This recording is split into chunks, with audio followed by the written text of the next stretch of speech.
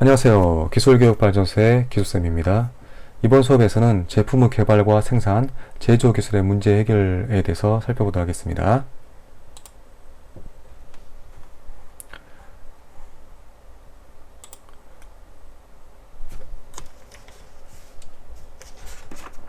자, 교과서 199쪽으로 가겠습니다.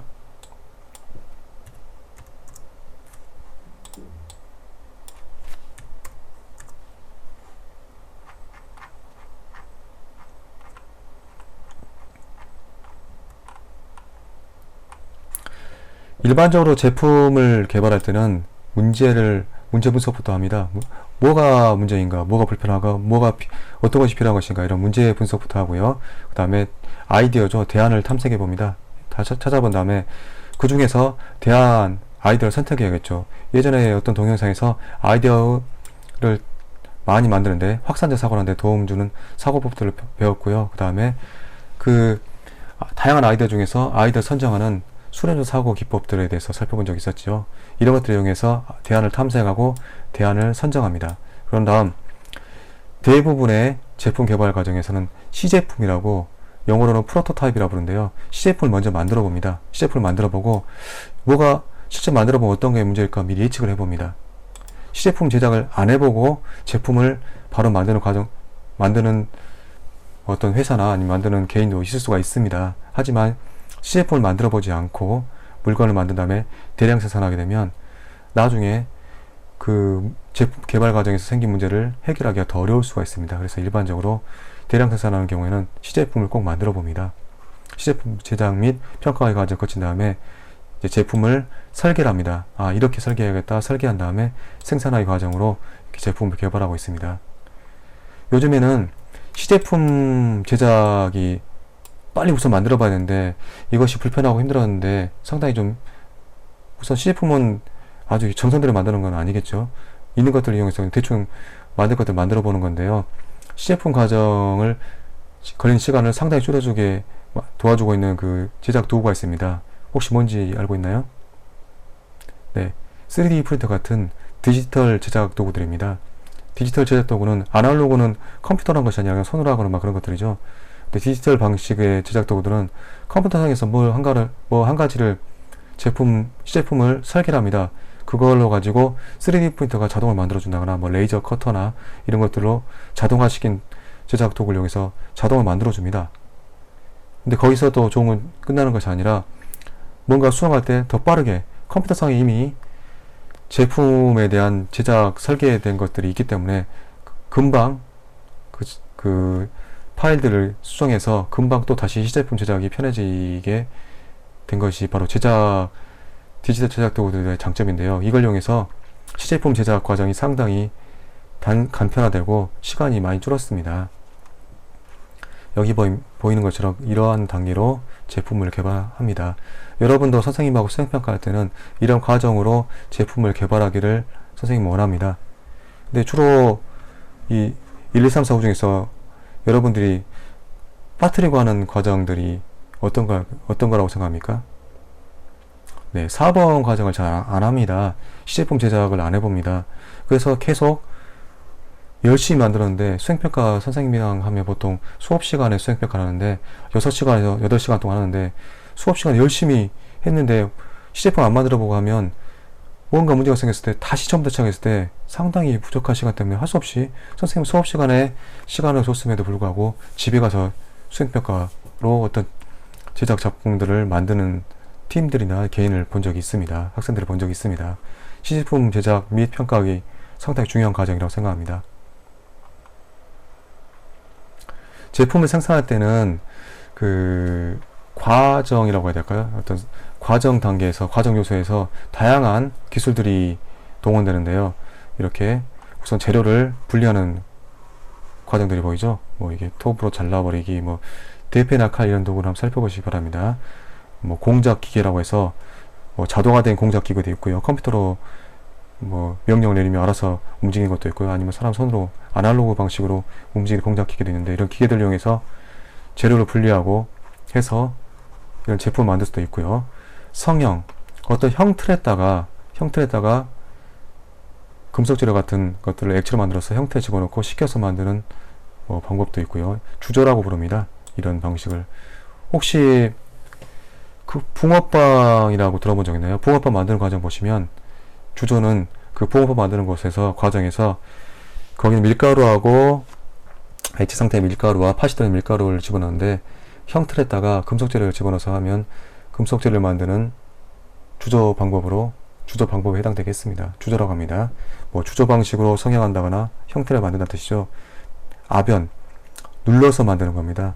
여기 보면 이제 두 개 여기 아래 위 롤러가 있는데 이 롤러를 돌린 다음에 이 사이에 금속 재료를 집어넣게 되면 꽉 눌러서 이렇게 판 모양이 나오겠죠. 이렇게 아변 눌러서 하는 방식도 있고요. 단조 왕치 같은 걸로 두드려서 형태를 만들 수도 있습니다. 이러한 가공 방법을 동원한다거나 또는 성질 개선하기라고 나와 있죠. 금속 재료 중에서 철 같은 경우는 뜨겁게 달궜다가 갑자기 식히게 되면 단단해지는 성질이 있습니다. 뭐 이런 것들 또 뭐 도자기 만들 때 과정인데요. 흙 같은 경우 아주 뜨겁게 해서 식히게 되면 단단해지는 특성이 있거든요. 그 다음에 뭐 금속 재료 중에 철 같은 경우는 녹이 많이 쓴다고 지난 시간에 배웠죠. 탄소광 같은 경우 녹이 잘 쓰는데요. 탄소광 중에 말고 주철은 잘 안 씁니다. 근데 탄소가 조금 들어 있게 되면 녹이 잘 쓰는데요. 이 녹 쓰는 성질을 개선하기 위해서 플라스틱 재료인 페인트를 뿌려보는 경우가 있죠. 페인트로 때문에 물이 스며들지 못하게 이렇게 화학 반응을 이용한 개선 방법들, 성질 개선하기라든지 결합하기, 나사목 같은 걸 이용해서 나무 재료죠. 목재라고 그러죠. 목재를 결합한다거나 또는 뭐 접착제는 뭐 본드라든지 뭐 이런 것들 있죠. 뭐 글루건 이런 것들 이용해서 붙인다거나 또는 용접은 특정한 재료를 녹인 부분을 이용해서 재료를 붙이는 것인데 혹시 글루건으로 뭐 붙여본 적 있나요? 이렇게 우드락이라고 하는 재료가 있죠. 플라스틱 판 재료 있죠. 그 우드락 사이에 글루건 심을 열을 가해서 녹인 다음에 쫙 발라줘서 식히면 우드락 붙일 수 있죠. 이렇게 어떤 재료를 녹여서 붙이는 방식을 용접이라고 하는데요. 철 같은 경우는 글루건 같이 철로 된 심인데 아주 가는 심인데 이거 철을 2000호 정도까지 올려서 액체 상태 같이 만들어서 금속을 붙이는 용접 방법이 있습니다. 우리는 금속을 이용한 용접보다 플라스틱 심을 이용한 글루건 용접을 많이 사용하겠죠. 이런 방식으로 제품을 생산하고 있습니다. 이러한 제품 생산 기술이 많은 회사일수록 다양한 좋은 제품을 만들 수 있겠죠. 그 다음에 이런 생산 기술들은 특허나 이런 것들을 이용해서 함부로 다른 회사나 개인이 사용하지 못하게 하기도 하겠죠.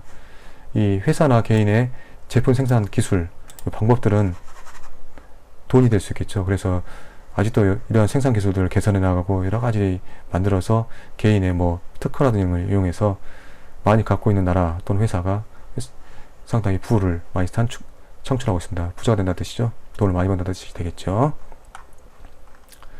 여기 보이는 활동으로 역량 키우기 한번 풀어보시고요. 여기 뒷부분에 창의융합 마당에 뭐 인간과 함께 일하는 협력 작업이라는 뜻이죠. 협력 작업 로봇들, 그 다음에 뭐 중단어 정리하기 이런 것들을 풀어보시기 바랍니다. 제조기술의 문제 해결 과정은 선생님이랑 수행평가를 통해서 확인할 텐데요. 여기 보면 이제 제조기술 문제 2에서 그 단계별로 어떻게 해야 하는가 이런 과정들이 나와 있습니다. 우선 문제 2의 단계에서 이렇게 문제 분석, 무엇이 필요한가, 뭐가 불편한가 파악한 다음에 나오죠 이렇게. 그다음에 두 번째 단계로 아이디어 탐색과 선정하기. 이렇게 아이디어를 탐색하죠. 문제 이야기, 아이디어 탐색과 선정. 여기에는 확산적 사고 기법과 수렴적 사고 기법을 이용해서 효율적으로 아이디어 탐색과 선정할 수 있는 방법들이 있습니다. 무작정 아이디어를 내고 무작정 아무거나 선정하면 시행착오가 많고 우리 사람은 편견이라는 게 있기 때문에 그 집단 내에서 어떤 장악력이 큰 사람이라든지 아니면 나이가 많은 사람 이런 사람들의 의견에 쉽게 휘둘리는 경향이 좀 있습니다. 물론 그렇지 않으면 좋겠죠. 사람 편견 때문에 아이디어 탐색과 선정이 잘 안되기 때문에 다양한 확산적 사고 기법과 소리배 사고 기법을 이용하여서 잘 이용해야겠죠. 이런 과정을 잘 거쳐가면 좋겠습니다. 그런 다음 설계도를 그려야겠죠. 도면을 그려야겠죠. 도면은 약속된 방법으로 그림을 그린 것을 도면이라고 합니다. 막 그림을 그냥 자기 생각대로 그림을 그린 것들은 미술에서 말하는 예술품이 되겠죠. 그것은 자기 마음대로 그리기 때문에 어떻게 그리든 관계없습니다. 하지만 기술 분야에선 도면, 영어로 드로잉이라고 부르는데요.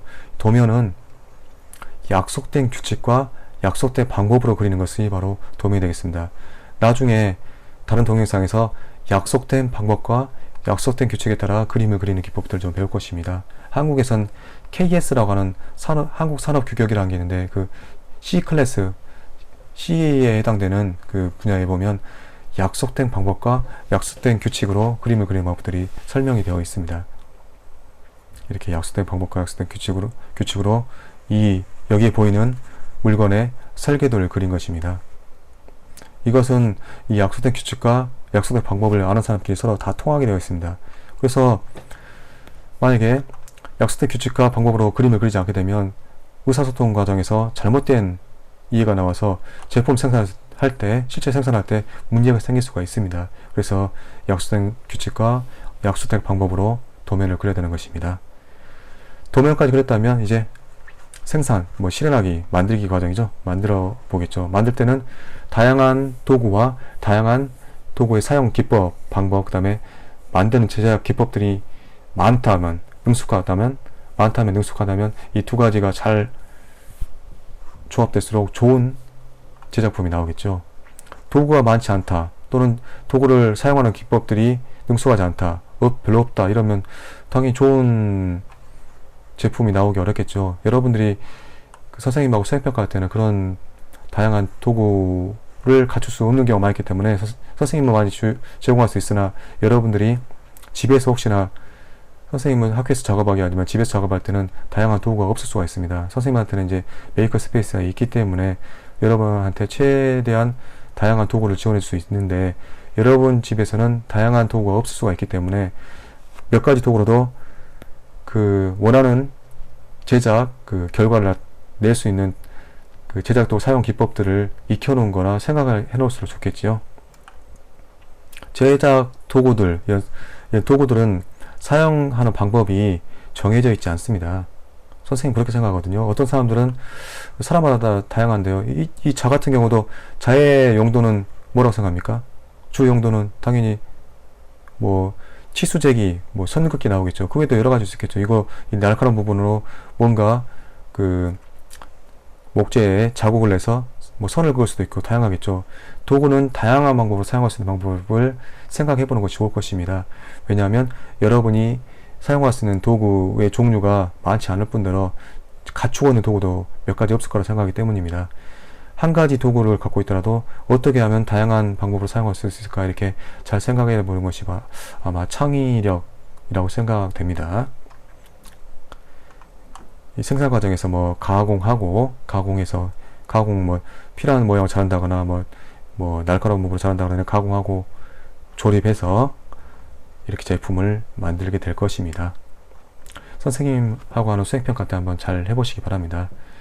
이 기술에서는 해보면서 배우는 것입니다. 기술에서 책으로 배우는 것이 아닙니다. 선생님 그렇게 생각하거든요. 그래서 선생님께서 수행평가를 상당히 중요시 여기고요. 선생님은 똑같은 거 똑같이 만들기 이런 거 안 합니다. 어떤 평가 기준표 미리 제시하고요. 여러분들 개인 또는 팀 단위, 선생님은 일반적으로 팀으로 하든지 개인으로 하든지 이것도 마음대로 하게 합니다. 팀 단위라든지 개인적으로 해가지고 제품은 이미 사전에 공개된 평가 기준표대로 제품을 만들어서 다양한 창조력을 발휘하게 해보는 게 선생님 수행평가 특징인데요. 선생님은 기술은 하면서 배우는 걸 생각하기 때문에 그렇게 합니다. 그때 한번 기대해 보시고요. 다음 동영상에서 만납시다. 고생했습니다.